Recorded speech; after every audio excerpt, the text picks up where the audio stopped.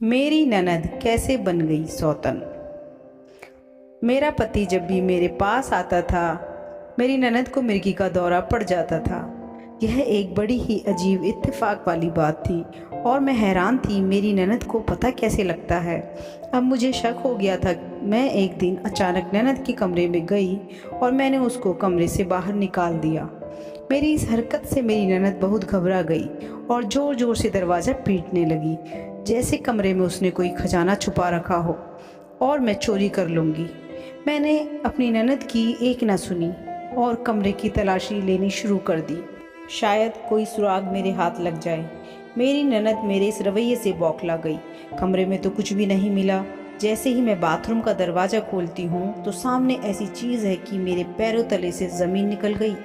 मैं अपने भविष्य के सुहाने सपने अपनी आंखों में सजाए रोशन की दुल्हन बन के उसके घर आई थी, पर मेरे सारे सपने चकनाचूर होके रह गए।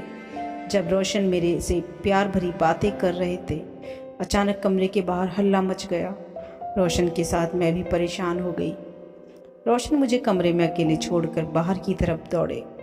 मैं शर्म की मारी कमरे से बाहर निकली। एक तो मैं नई नई दुल्हन, दूसरा मैं किसी को ठीक से जानती भी नहीं थी। मैंने रोशन को पहली बार सिर्फ तस्वीर में ही देखा था।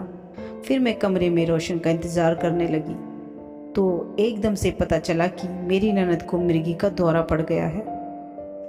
रोशन उसे हॉस्पिटल लेकर गया। मैं रोशन का इंतज़ार करते करते सो गई। सुबह जब आँख खुली तो देखा रोशन सोए हुए थे।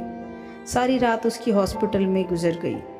फिर जब मैंने रोशन से ननद के बारे में पूछा तो वह टाल मटोल करते हुए बोले, मेरी बहन 30 साल की है, तबीयत ठीक नहीं रहती उसको दौरे पड़ते हैं। मुझे मेरी ननद के बारे में पता चला तो बहुत दुख हुआ।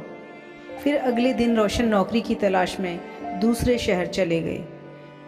मुझे ससुराल में अकेला ही छोड़कर चले गए।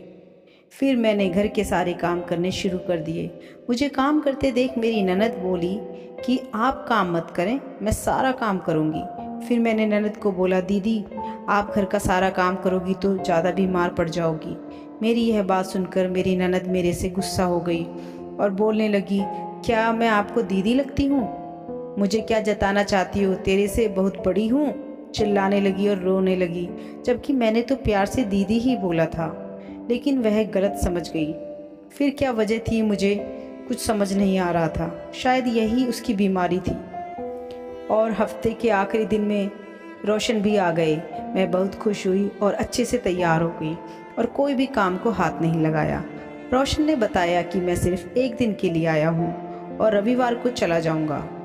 रात को सब ने बैठ के इकट्ठा खाना खाया और फिर मैं अपने कमरे में जाकर रोशन का इंतज़ार करने लगी। फिर रोशन मेरे कमरे में आ गए और मेरे पास बैठ गए और जैसे ही मुझे छूने लगे थे कि फिर से हल्ला मच गया। बाहर बहुत शोर हो रहा था और सभी मेरी ननद के कमरे के पास खड़े थे। मैंने देखा कि मेरी ननद बेहोश होकर नीचे पड़ी थी। रोशन ने फिर ननद को उठाया और डॉक्टर के पास ले गया। मैं अपनी ननद को लेकर दुखी भी थी और रोशन मेरे पास से एकदम से चले गए। मैं इस बात से भी बहुत दुखी थी। मैं अपनी ननद के लिए भगवान से प्रार्थना करने लगी, क्योंकि मेरी ननद मेरा काम में हाथ बटाती थी और कोई मेरा साथ नहीं देता था। अब रोशन सुबह होने से पहले ही हॉस्पिटल से आ गए, लेकिन वह मेरी ननद के पास ही बैठे रहे। फिर उसके बाद वह अपने ड्यूटी जाने के लिए तैयार होने लगे। फिर मैं उदास हो गई। अब अगला हफ्ता भी ऐसे ही गुजर गया। इस दौरान एक भी बार मेरी ननद को दौरा नहीं पड़ा। मुझे अजीब सा लगने लगा। मेरे मन में शंका पैदा हुई। जब से मेरी शादी हुई थी तब से मैंने ननद और सासू को कभी भी बात करते नहीं देखा। जब मेरी ननद को दौरा पड़ता था तब भी मेरी सासू माँ उसके पास नहीं जाती थी। मेरी देवरानी और जेठानी भी मेरी ननद से बहुत कम बोलती थी। सिर्फ रोशन ही सबसे ज़्यादा फिक्र करता था। अगले हफ्ते फिर रोशन घर आ गया। फिर वही हुआ जो पहले होता था। जैसे ही रोशन मेरे पास आता था, मेरी ननद को दौरा पड़ जाता था। मुझे अब दाल में कुछ काला लगने लगा। मुझे अब ऐसा लगता था कि यह जानबूझकर करती है, पर क्यों? अब इस बात का पता लगाना था। मैंने एक प्लान बनाया और रोशन की जाने की बात इस बार मैंने किसी को भी नहीं बताई। मैंने झूठ ही बोल दिया कि रोशन अभी सो रहे हैं, उनकी तबीयत ठीक नहीं है। यह सुन मेरी ननद बहुत ही उदास सा महसूस कर रही थी और बहाने लगाकर मेरे कमरे के आसपास मंडराने लगी। मुझसे पूछने लगी कि रोशन यहीं है। मुझे बहुत अजीब लगा क्योंकि उसने अभी तक रोशन को भाई नहीं बोला था। वह रोशन बोलकर पुकारती थी। अब जैसे ही रात होने वाली थी, मैंने रोशन के कपड़े डाले और हमारी नौकरानी को मैंने अपने कपड़े पहना दिए और कमरे की कुंडी लगा दी और सभी घर वाले सोने के लिए अपने रूम में चले गए। मैंने अपनी नौकरानी को पैसे देने की बात बोली कि आप यह ड्रामा करोगी तो मैं आपको पैसे दूंगी। थोड़ी देर बाद मुझे महसूस हुआ कि हमें कोई देख रहा है। मैं तुरंत ननद के कमरे में भागी। मैंने मेरी ननद को वहां पकड़ के बाहर निकाला। मैं उसके कमरे की तलाशी लेने लगी। मेरी ननद जोर जोर से दरवाज़ा पीटने लगी। मैंने एक न सुनी और कमरे की तलाशी लेनी शुरू कर दी, लेकिन कमरे से कुछ नहीं मिला। जैसे ही मैंने बाथरूम का दरवाज़ा खोला, मेरी जान ही निकल गई, क्योंकि मेरे कमरे और मेरी ननद के कमरे की दीवार में एक पेंटिंग लगी थी। जैसे ही मैंने उस पेंटिंग को हटाया तो वहाँ से मेरी और रोशन की पूरी हरकत दिखती थी। मुझे ननद पर बहुत तेज गुस्सा आया और मैंने मेरी ननद को जोरदार थप्पड़ मारा। तुझे शर्म नहीं आती? अपने भाई और भाभी के कमरे में ताक झाक करती है, बेशरम। फिर मेरी ननद बोली, प्लीज रोशन को कुछ मत बताना, नहीं तो वह मुझे घर से निकाल देंगे। ननद रोने लगी। मैंने भी बोल दिया, अच्छा है, तुझे घर से निकाल दे। मैं यह बोलती हुई सीधा सासू माँ के कमरे में पहुंच गई। ननद मेरे पीछे पीछे भागी आई और फिर मैंने सासू माँ को बताना शुरू किया। क्या आप जानती हो कि आपकी बेटी कितनी घटिया हरकत करती है? सासू माँ बोली, क्या किया है इसने? मेरी ननद ने सिर झुका लिया। मैंने बोला, मम्मी, ये मेरे और रोशन के कमरे में बाथरूम के साइड लगी पेंटिंग वाले छेद से हमारी सारी हरकतें देखती है। यह मेरी बेटी नहीं है। अब यहाँ से दोनों जाओ और जाते समय मेरा दरवाज़ा और कमरे की लाइट भी बंद करती जाना। मैं गुस्से में वहाँ से आ गई।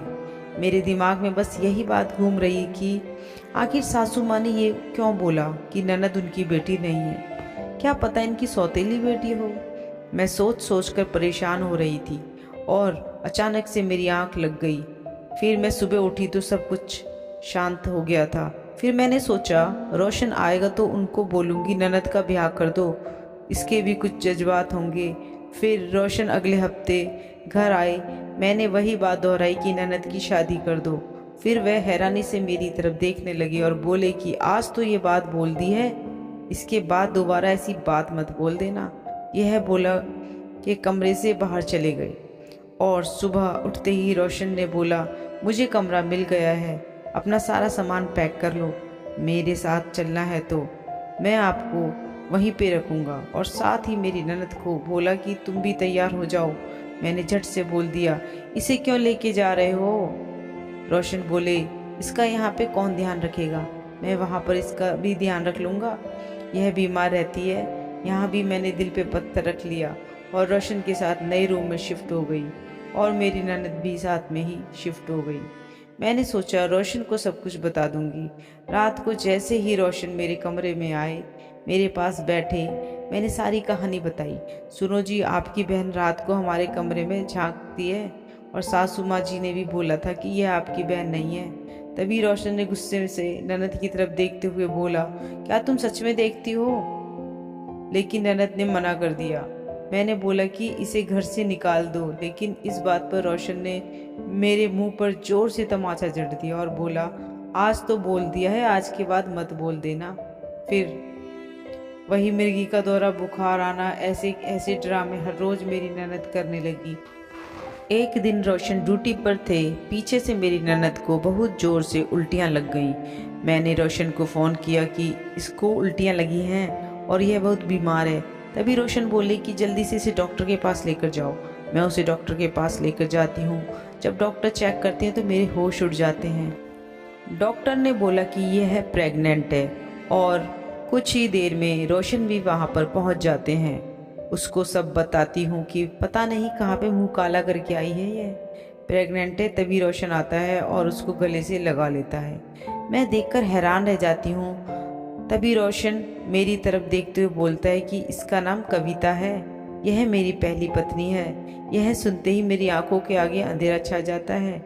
इसके मम्मी पापा बचपन में गुजर गए थे। इसका पालन पोषण हमारे घर में हुआ, लेकिन धीरे धीरे हम दोनों में प्यार हो गया था और हमने कोर्ट मैरिज की थी।